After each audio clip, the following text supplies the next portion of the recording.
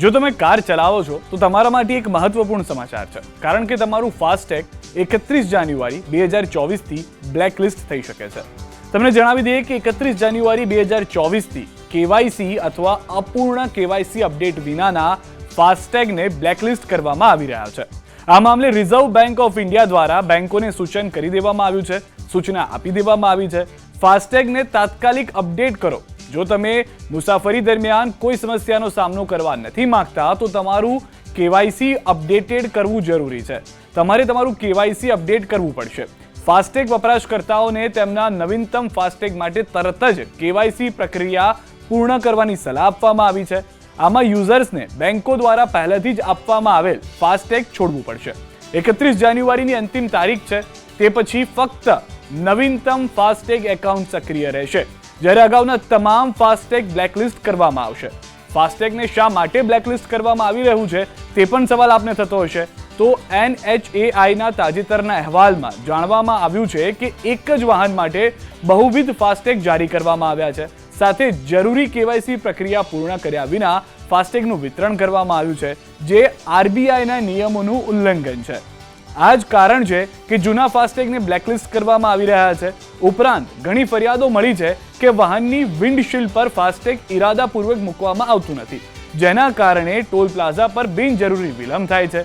Highway અને express way પર વપરાશકર્તાઓને મુશ્કેલી ઊભી થાય છે. તમને જણાવી દઈએ કે ફાસ્ટેગથી દેશભરમાં લગભગ 98% ટોલ પર ટોલ ટેક્સ લેવામાં આવે છે, જ્યારે દેશભરના 8 કરોડથી વધુ ફાસ્ટેગ યુઝર્સ છે. ફાસ્ટેગ એ દેશભરમાં ઇલેક્ટ્રોનિક ટોલ કલેક્શન સિસ્ટમનું સ્થાન લઈ ચૂકી છે. એટલે કે આપનું જો ફાસ્ટેગ અપડેટેડ નહીં હોય તો 31 જાન્યુઆરી 2024 પછી કોઈ પણ ટોલ નાકા પરથી આપ પસાર થશો તો આપે કેશમાં રૂપિયા આપવા પડશે, અને તે ટોલ ફાસ્ટેગમાંથી જે કટ થાય છે તેના કરતાં ઘણું વધુ હોઈ શકે છે. જો તમે કાર ચલાવો છો તો તમારા માટે એક મહત્વપૂર્ણ સમાચાર છે, કારણ કે તમારું ફાસ્ટેગ 31 જાન્યુઆરી 2024 થી બ્લેકલિસ્ટ થઈ શકે છે. તમને જણાવી દઈએ કે 31 જાન્યુઆરી 2024 થી કેવાયસી અથવા અપૂર્ણ કેવાયસી અપડેટ વિનાના ફાસ્ટેગને બ્લેકલિસ્ટ કરવામાં આવી રહ્યા છે. આ મામલે રિઝર્વ બેંક ઓફ ઇન્ડિયા દ્વારા બેંકોને સૂચન કરી દેવામાં આવ્યું છે, સૂચના આપી દેવામાં આવી છે. ફાસ્ટેગને તાત્કાલિક અપડેટ કરો. જો તમે મુસાફરી દરમિયાન કોઈ સમસ્યાનો સામનો કરવા નથી માંગતા તો તમારું કેવાયસી અપડેટેડ કરવું જરૂરી છે. તમારે તમારું કેવાયસી અપડેટ કરવું પડશે.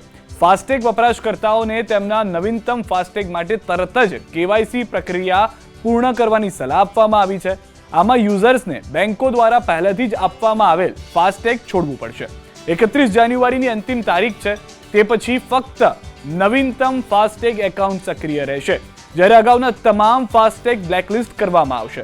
ફાસ્ટેગને શા માટે બ્લેકલિસ્ટ કરવામાં આવી રહ્યું છે તે પણ સવાલ આપને થતો હશે. તો NHAIના તાજેતરના અહેવાલમાં જાણવામાં આવ્યું છે કે એક જ વાહન માટે બહુવિધ ફાસ્ટેગ જારી કરવામાં આવ્યા છે.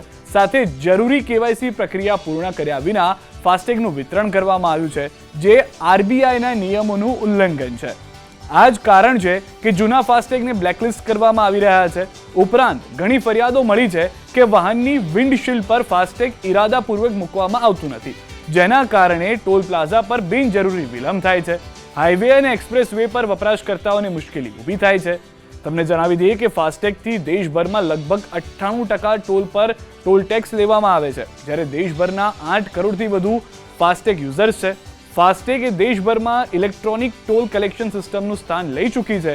એટલે કે આપનું જો ફાસ્ટેગ અપડેટેડ નહીં હોય તો 31 જાન્યુઆરી 2024 પછી કોઈ પણ ટોલ નાકા પરથી આપ પસાર થશો તો આપે કેશમાં રૂપિયા આપવા પડશે, અને તે ટોલ ફાસ્ટેગમાંથી જે કટ થાય છે તેના કરતાં ઘણું વધુ હોઈ શકે છે.